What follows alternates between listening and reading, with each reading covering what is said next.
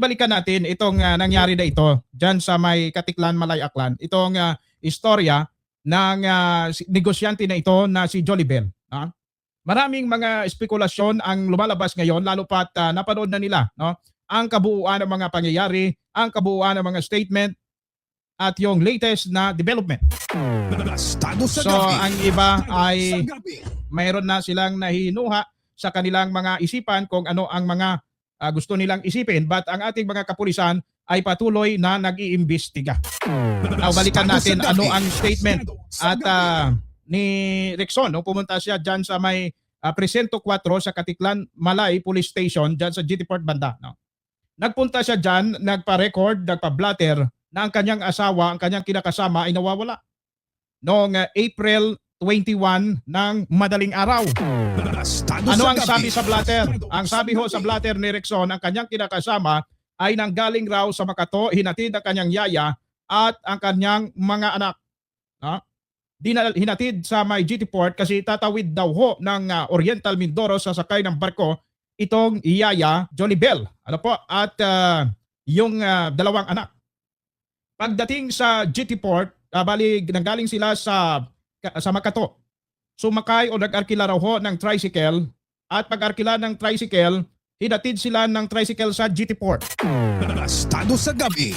Now sa pagsunod ng investigation, sumunod tayo sa investigasyon at sa pag-check ng mga taga Katiklan Police, no, taga Malay Police sa mga CCTV. Totoo ho na dumating doon sa GT Port itong si Jolibel at nakasakay sila sa tricycle. Ano po? Ang bumaba doon sa tricycle ay si Jolibel, ang dalawang anak at mismong si Jolibel. Estado sa gabi. Pagbabaho, pumasok sila dyan sa GT Port. Ang pagdating nila dyan mga alas 9 na, so wala na hong late na ho yung mga bata at yaya sa pagtawid sa Oriental Mindoro sa barko na alas 8. So ang nangyari ay hinintay ho ni Jolibel ang barko na pang alauna. Opo. Pagkatapos na makasakay na itong yaya, makasakay na ho itong yaya at saka yung dalawang anak, ay umalis naman si Jolibel, pumunta ho sa may yung establishment dyan na 7-Eleven. Pagkatapos pumasok pa ho doon sa Mang Inasal. Estado sa gabi. Patay sa CCTV, alas 2:22 ay lumabas itong si Jolibel dyan sa 7-Eleven, nagtungod dyan sa parking area, yung sa terminal. May sakayan ho dyan ang mga sakayan ho ng series bus at ganun din po yon pong sakayan ng pampasaherong van papunta dito sa Kalibo. Hanggang doon lang po ang kuha ng CCTV na review. Ano pa ang kabuuan ng pagpablatter ng asawa ni Jolibel? Ayon sa kanya, nag-text sa kanya bandang alauna, alas 12, ganyan, itong si Jolibel na mag-aarkila siya ng tricycle. Ngunit hindi raw ho ito na-replyan. At bandang alas 6:29 na ng umaga, na-replyan ni Rexon, ang kanyang minamahal na asawa, pero hindi na daw po makontak. Yon ang huling sandali, no? Yon ang huling conversation nila sa Messenger. Estado sa gabi. So anong nangyari, nag-report sa PNP ang mga kapulisan, hinanap ho ang mga ebidensya. Hinanap kung nasaan itong si Jolibel. Hinanap ho ito ng mga taga-Katiklan Police sa Malay. Nagpa-record din sa Makato Police Station itong nagsumbong din itong si Rexon. At nagsumbong pa dyan sa may Altabas Police Station.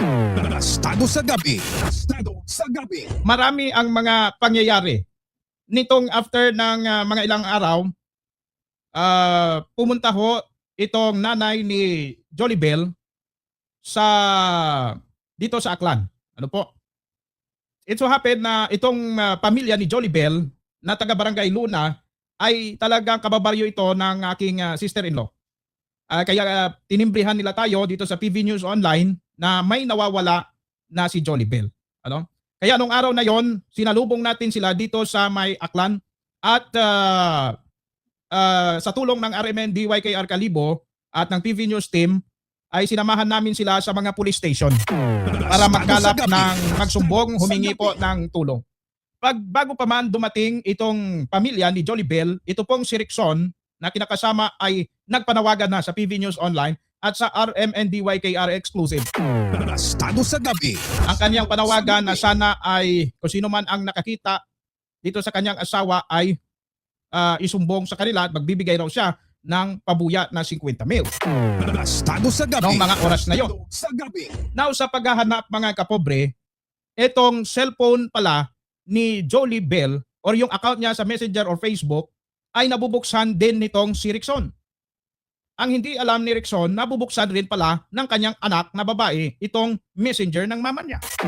Estado sa gabi. So lahat po sila Estado sa ay gabi. mayroong access doon sa cellphone ni Jolibel na nawawala at that time. Before ang pagkawala, mga kapobs, nag-backtrack yung mga pulis sa mga messages din, tiningnan, kasi ito, open man na pinatingnan ni Rickson ang kanyang mga mensahe ng kanyang asawa dito sa ating mga kapulisan. Parang waring may pagkakaroon ng tampo si Jolibel dahil hindi nagre-reply si Rickson. Ano po? Nung time na yon na sasakay na siya sa pabalik dito sa May Makato pero si Rickson hindi nag-reply. Una doon rin sa mensahe na nagpapahatid sila sa Katiklan, si Rickson hindi rin naman sila hinatid knowing na mayroong silang pera, napakalaking halaga na dala raw na nasa ang tinablater sa Katiklan ay sa record 700K. Pero ang sinasabi nila ngayon 850,000 pesos lahat. Sa atin personally, pinakita rin ng pamilya yung mensahe ho ng nanay na si Jolibel sa kanyang anak. April 17, meron pong mensahe si Jolibel sa kanyang anak. At ang mensahe ho ay parang mayroong pagpapaalam. Meron hong kung ano man ang mangyari sa kanya ay dapat doon na silang mga anak niya manirahan sa lola. Ganon ang punto. Ano sabi pa? Ini? Pakibasa ka na. Huwag nang isa ipakita yung anak. Dapat, anak, kapag nawala ako, hindi kayo maghihiwalay-hiwalay ng mga kapatid mo. Abutin mo ang pangarap na gusto mo. Lagi nyo pagpasensyahan si Ayek. Doon lang kayo kay lula mo. Yan ang sinabi. Okay. Tsaka sabi niya po, kapag nawala daw po siya, lahat daw po may dahilan. Ayun. So, April 17, yan na message sa iyo, Nini, no? April 17, 17, 18, 19, 23 days before mawala. 4 days. 21 eh. So, ganun na po ang mensahe niya. Napaka malalim na ano. Intentional talaga. Parang ganun. Ang tanong, siya ba talaga ang nag-message niyan sa iyo? Dahil ang balita namin may access po si Papa mo sa isang, si tito mo sa isang account lang nila ni mama mo. Nabubuksan niya yung messenger niya. Pero sure po akong... Palagay mo, mama mo talaga nag-chat Opo, sa'yo. opo. Kasi alam ko po yung kung paano mag-chat si Mag-chat mama si at mama. si papa. Yung typings. Oo. At ang mensahe ho ay parang mayroong pagpapaalam. Meron hong kung ano man ang mangyari sa kanya ay dapat doon na silang mga anak niya manirahan sa lola. Ganon ang punto. Estado sa gabi. April 17 po yan. April 21 po nawala si Jolibel.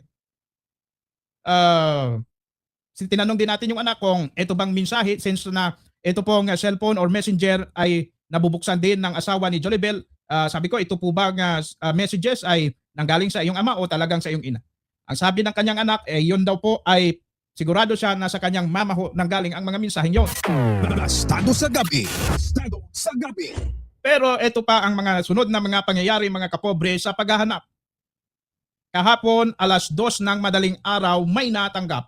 After ng 1 week na kahapon. Ano po? Isang linggo na. Buhat nung mawala itong si Jolibel, bigla hong nagkaroon ng development kahapon ng madaling araw. Kumbaga after ng paghahanap na hindi ho talaga makita-kita, hindi makontak-kontak itong si Jolibel, kahapon po ng madaling araw, merong tumawag sa Altabas Police Station. Estado sa gabi. Ang sabi ho, Sa gabi. mayroon daw na kitang babae na humihingi ng tulong dyan sa mga residente ng Bangkiruhan sa Linayasan, Altabas, Aklan. Problema po, yung van matagal pa nga alis. Ay, Eh, tama. naghihintay po yung Tama. asawa ko. May lumapit po na lalaki sa akin. Ang sabi niya, kilala niya daw po kasi lagi daw po siya sa Numancia. Ako ginano Tapos nakikita Bay- niya si din daw Baybayan po na. ako sa Sambiray. Nag-usap pa po kami ng rent pa kung magkano. Ang sabi niya, 2,500 daw. Sabi ko, kung pwede, 2,000 lang. Tapos hindi ko na po alam, nakatulog na po ako. Paggising ko po, nakatali na ako. Basta naririnig ko na lang, hindi ko po alam kung mag-asawa sila. Babae at lalaki po nag-uusap. Tapos yung cellphone ko po, hinihingi niya yung password.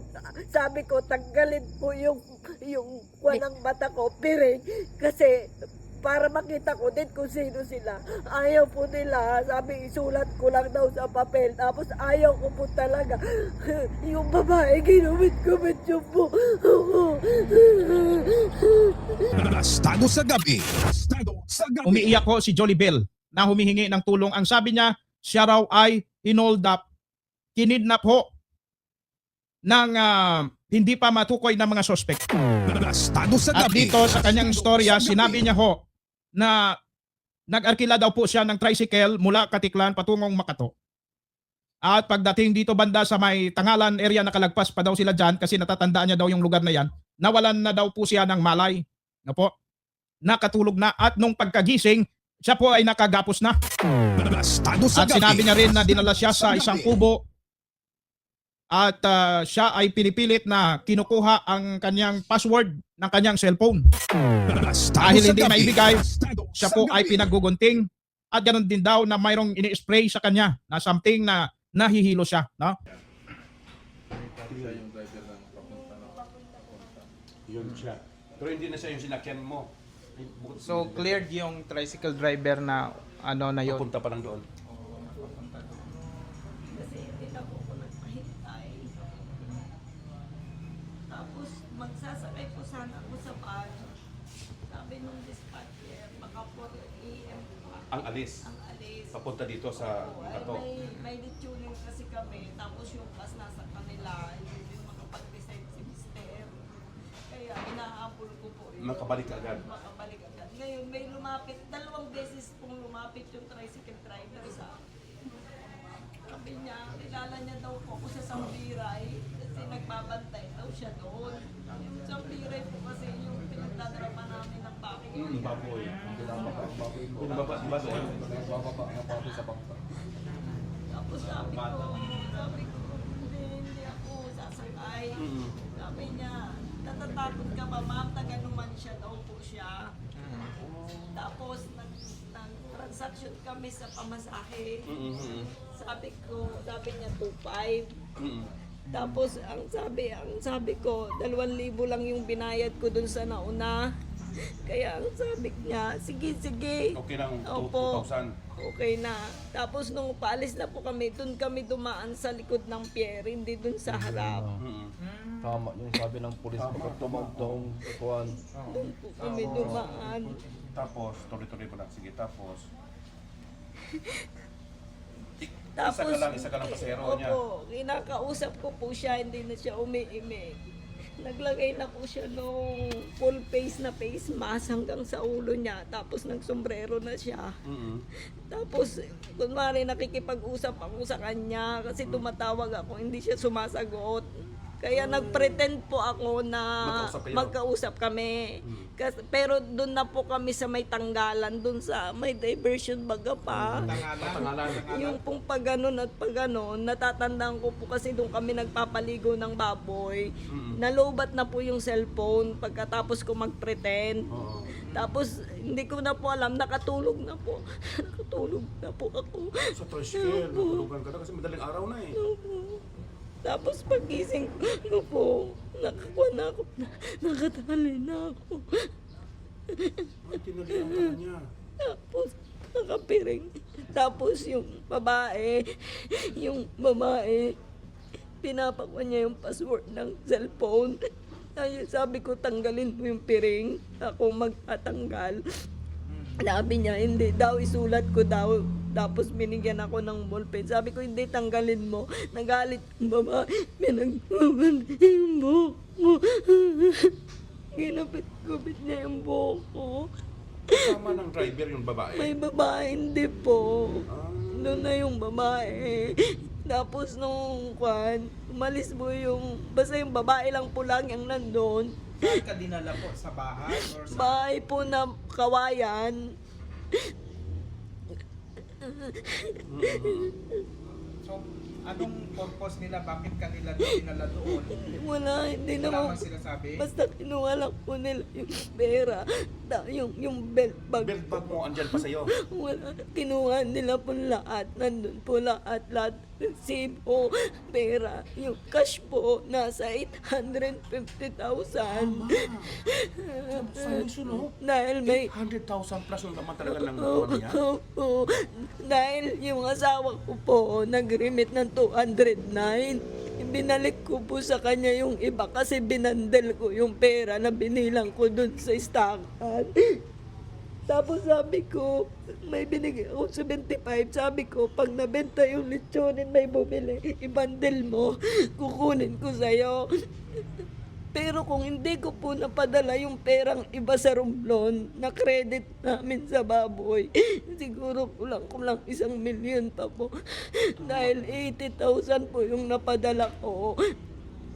Yun yung loss na padala niya na hindi niya maklaim kasi sana ang pangalan po, iba ang pangalan. Hindi pa yung napadalhan mo. Hindi, yung pangalan lang po, kaya hindi niya maklaim. O sige, mamaya yan. Tapos ano nangyari after na pinipilit siya ng paggawa ng ano yung pinamber ng cellphone? Yung cellphone ng... Oo, doon ka sa cellphone. Anong nangyari na yun? Anong nangyari na?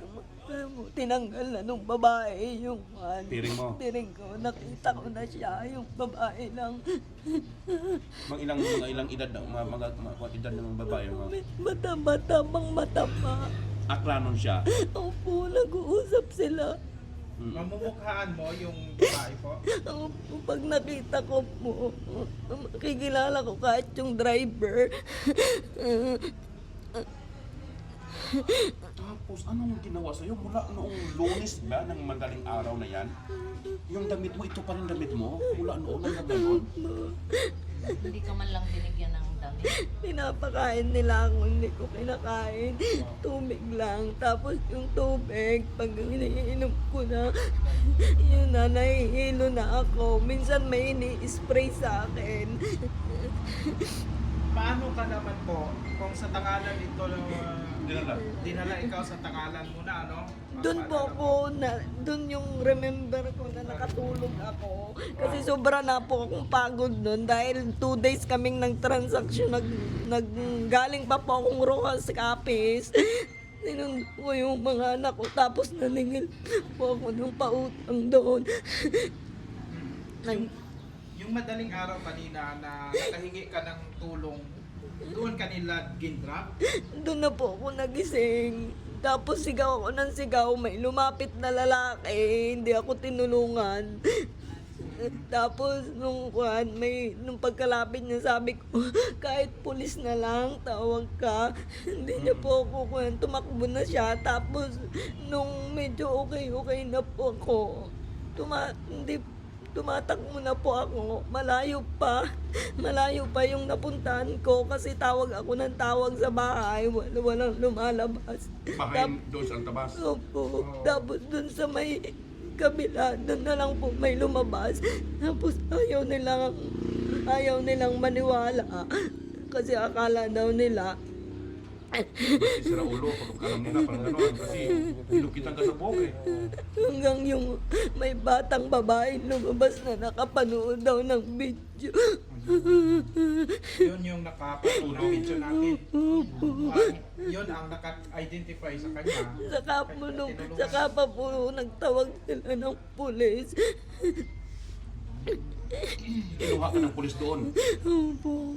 Inassist po nila ako. Mula Lunes, ng nakaraang Lunes na yon hanggang Martes, Miyerkules, saan ka nila dinala? Matandaan mo yon? Hindi ko na po, basta nun lang po ako sa may bahay na may kawayan. Nun Kubo, lang. bahay kubo yon. Minsan lang po ako nagigising. Kasi may na-spray sila sa'yo para pinakita ng mga... Pero yung huli po, hindi ko maintindihan yung parang nag-aaway-away na sila. Hindi ko na po maintindihan yung mga salita nila. Plano na. Wala po ako naintindihan. Bago nung huli po, sabi nung babae, pasalamat ka. Yun lang po, yun lang yung sinabi niya. Away sila sa pera na yan. Hindi ko po Hindi alam. mo alam. So, ibig sabihin na doon sa kawayan na bahay na sinasabi ninyo, inano ka na ulit ng ano tawag yan? Pero hindi na po nila ako pinipiringan kasi yung babae na lang yung pumapasok doon. Yun yung nakita ko talaga yung mukha ng babae. So, ibig sabihin, may pinasinghot na naman sa'yo na nakatulog ka, tapos gindrop ka doon sa altabas na yon? Kung Hindi saan ko ka po alam, nagising? basta huli. Bakit? Sinasaktan ka ba nila? Ba't masakit yung mga dibdib mo, mga tagiliran mo? Sinasaktan ka Yung nila? babae po, sinusunog-sunog niya ako, may dumidikit na masakit. Ito sinunog to? Anong gamit niya? Hindi ko po alam, sinasaksak niya. Yung mahalaga ngayon, buhay ka, no?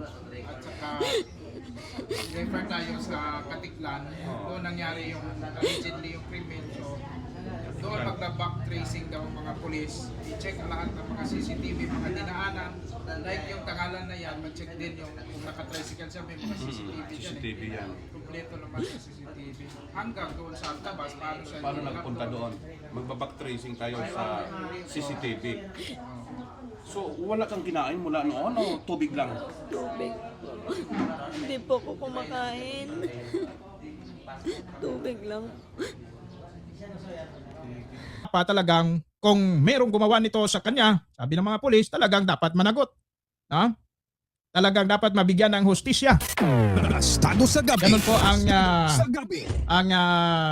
takbo ng ginagawa ng mga kapulisan ngayon dito sa probinsya ng Aklan. Talagang massive yung backtracking lahat ng mga CCTV sa mga bayan-bayan. Paano nakarating itong si Jolibel sa Altabas? Lahat ho ng mga CCTV binaktrack na. Ayan. Kaya sa mga namamarites, sa lahat ng mga nagko-comment, relax lang. No?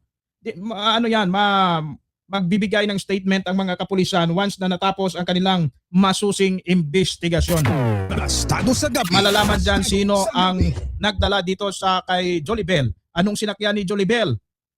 Galing sa Katiklan. Ay kasi dami namang mga CCTV dyan sa mga bayan-bayan bago ka makarating ng Makato. Lalo pa bago ka makarating ng Altabas, dadaan kang Tangalan, may CCTV agad. Sa Tigayon may CCTV, sa Kalibo may CCTV, sa Banga, may CCTV man sa Banga siguro, no?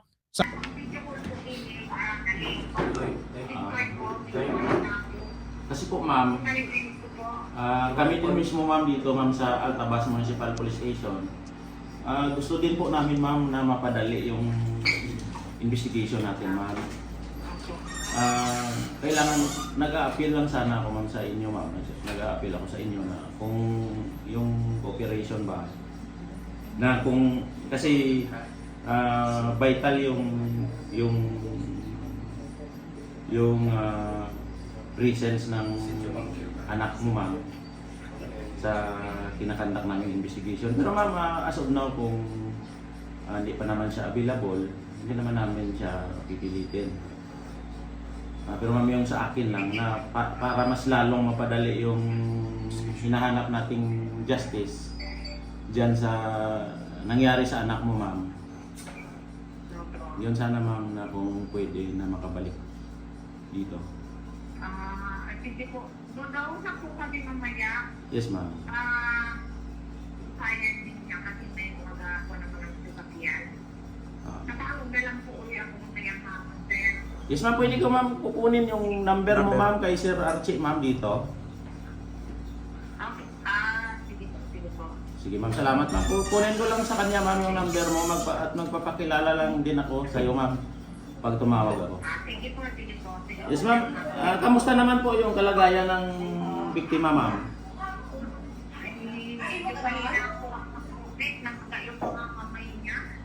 Ah. May infection. Sige, ma'am, magpakagaling lang siya, ma'am. At as soon as pwede na mag-travel. Or anytime, ma'am, baka pwede siya mabigyan ng kanyang temporarying contact number, ma'am. Para anytime, pwede namin matawagan siya, ma'am. If okay lang. Opo. Ito po number ko po ang ginagamit niya. Hindi ko po ito ginadala. Siya yung mahawak nito, ma'am. Iniiwan ko lang po kasi tingnan sa ano. Kaya Sige, ma'am. Noted, ma'am. Kunin ko lang itong number para anytime maka-contact kami sa kanya, ma'am. sige po. Ma'am, salamat, ma'am. Thank you very much. Sige po. Bye-bye. Captain Abelardo Palma, ang Chief of Police ng Altabas. Hinggil po to sa alleged kidnapping po dito na at dito napadpad sa Altabas Aklan. Any information at ano ngayon ang update? Si Police Captain Palma. Sir, good noon. Sir Ernie at sa mga kasama mo sa media, good noon. Yes, sir. Good noon sa inyong lahat, sa inyong mga tagapakinig, taga-subaybay. PB News Online kag-araman ni Wiki sir. Sa RMN at saka sa PB News. Good noon sa lahat. Bali po, may around 2:14 in the morning, April 29, 2026, mayroong isang concerned resident doon sa Sitio Bangkiruhan, Barangay Linayasan, Altabas, Aklan, na tumawag dito sa ating istasyon, humihingi ng police response regarding doon sa isang babae doon nakita sa roadside malapit sa kanila na humihingi daw ng tulong. So immediately dinispatch natin yung responding personnel natin, at pagdating doon sa area na kita mismo ng responding personnel natin yung biktima, at saka dinala doon sa nag-conduct ng initial investigation at dinala doon sa pinakamalapit na ospital, which is ang Altabas Hospital. At base naman doon sa salaysay ng alleged victim natin, sometimes daw on April 20, 2026, from Makato, Aklan, they boarded on a public utility van together with her children,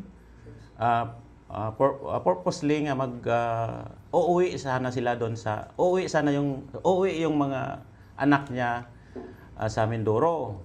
Nung nakasakay na po yung mga anak niya doon sa boat, sa sasakyan,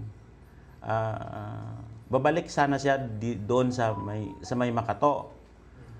Sumakay siya sa tricycle. At while nakasakay siya sa tricycle, bigla na lang daw siya nawala ng malay. Na allegedly na lost consciousness siya. At accordingly, sa matatandaan niya, kasi nagtatravel din siya palagi, natatandaan niya na doon na sila sa part ng Tangalan, yung sinasabi niyang may papag daw yung minimension niya, kasi nire-respeto naman natin siya kung ano lang yung ma-remember niya sa mga pangyayari. Doon sa may alleged niyang papag, Ubay Kubo. sabi niya kasi papag. Sa papag na yon, may may mag-asawa daw na sila yung sa kanya, yung umaasikaso ba sa kanya. Tinatanong siya kung ano daw yung code ng cellphone niya kasi allegedly kinuha yung cellphone niya. At every time daw na hindi siya magbigay ng password ng cellphone niya, ginugupitan daw yung buhok niya. Until na pinainom daw siya ng tubig at doon nawala naman daw siya ng malay. At later, April 29, around 2:14 in the morning, doon na may tumawag na may biktima na doon sa, at na-confirm namin na, at siya nagsabi na yun, na biktima siya ng alleged na, oo. Okay. So, sige siya. Now, nag-responde tayo. So, initially, ano yung ginawa ng ating PNP para ma-backtrack lahat? Ang reported niya na galing sa doon sa Tangalan, papuntang Altabas, nandito sa nakita, sir. Ano Yes, sir. yung sinabi niya? Thank you for that question, sir. After na dala natin siya sa hospital at later tinurn over natin siya sa family, nag-start na tayo ng backtracking yung sa mga CCTV footages for possible na baka na-capture yung ina-allege niya na sumakay siya sa tricycle or ano man yung sinakyan niya na nakapunta siya dito sa area namin, dito sa Altabas. So, presently, yung intel operatives natin at saka yung investigator on case, nagkakandak ng backtracking. From here, from Barangay Linayasan, backtrack papuntang Balete at if possible, pupunta pa kami going back to Makato. And then, if possible pa rin, papunta pa rin doon sa Katiklan. Oh, yes. So, Parang makakita tayo ng ebidensya to prove her allegations. yes. Okay. So, sa ngayon po, sir, hindi pa tayo nagbibigay ng conclude, ano tawag doon, yung parang totoo na yung sinabi niya, but then, yung sa atin pa rin ginagawa natin, no, para malaman, in support sa kanyang statement na talagang kinidnap yung biktima yan, sir. Yes, sir. Sa ngayon, sir, ongoing yung investigation natin at saka backtracking ng for possible na makakuha tayo ng ebidensya in support doon sa kiniklaim niya sa mga nangyari sa kanya. But for now, sir, wala pa tayo kahit isang nakuhang ebidensya na makasupport sa ina-allege niya. But kami dito hoping na makakuha kami ng mga ebidensya. Oh, sir, alam mo, kasi galing Makato yung victim, pumuntang Katiklan, then Katiklan binalik sa Makato, binalik dito sa Altabas. So sabi kasi ng Makato, dapat dito yan sa Altabas ang investigation. So nag-communicate na sir yung Katiklan PNP sa inyo dito sa Altabas. Yes, sir. Mayroon kaming communication between Altabas, Okay. Makato, and Katiklan. Kanya-kanya kaming backtracking ng mga CCTV footages. Oh. At saka kung ma-combine na namin yon, pagbigay kami ng concrete talaga na resulta ng aming investigation. As kung ano yung katotohanan doon sa kiniklaim ng alleged victim natin. Okay po. So, ganito na lang yan kasi kami din sa Armen at sa PB News Online. Kasi po, yung victim is from Mindoro. Yung husband niya is from Pangasinan. Nangyari, nagnegosyo sila sa Makato.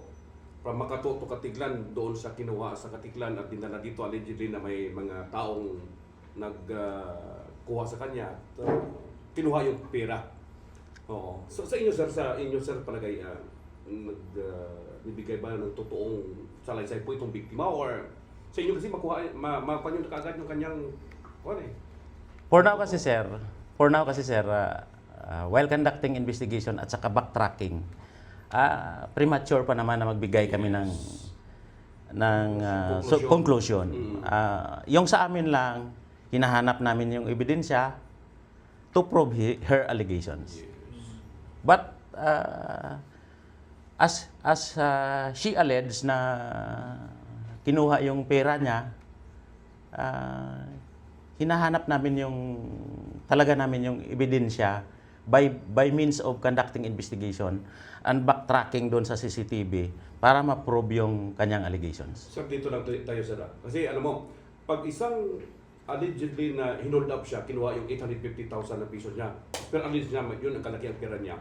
Tapos, pag ikaw ang hold upper, may makuha mo na yung pera, dadalhin mo pa yung suspect at itago sa loob ng isang linggo. At from Katiklan to Altabas pa, sir, paano yan? Parang sa todo, no? Alam po natin sa investigation natin ng PNP natin dyan. Yun nga sir Yun nga sir yun nga sir na tinututukan natin yan ng investigation natin. Kasi kailangan talaga natin na malaman kung paano nangyari na sa ganong lapse of time. Yes. Ganong walang lahat sir, kain. kinoconsider natin yan sir sa kinakandak nating investigation. Okay po. So maganda yan, sir. At least kami po kuha lang kami ng mga development para at least masundan po namin ang kaso na yan. At kasi pag may mga ganyan, kasi malaking sindikato pag involved, parang gano'n siya, di ba? Dito sa Altabas, sa Aklan. Yes, sir, at hindi naman natin gusto na may mangyaring mangyari ganyan, talaga dyan kasi alam natin na isang malaking kaso yan. Sige po, sir. Sige, assurance lang, sir, sa pamilya. Kasi alam mo, taga Mindoro, palaging nanonood sa... Ngayon, updated na sila sa social media, sa RMN, sa Facebook page. So, anong mabigay mo na assurance, sir? Sir, thank you sa time. Bali, una yung message ko sa biktima mismo at saka sa family na yung Altabas Municipal Police Station is aggressive doon sa kinakandak na investigation. Nag-a-appeal lang ako sa kanila, sa biktima mismo na yung cooperation sa kinakandak naming investigation. At saka gusto din namin na mapadali itong kinakandak na investigation at saka kung ma-prove na yung na makita na natin na concrete na yung na airtight case na yung kinakandak nating investigation at ma-file na natin agad against doon sa may kagagawa nito sa kanya. Yung suspect yan. Oo, at sa mga grab ko na lang yung opportunity dito sa mga taga-Altabas na wag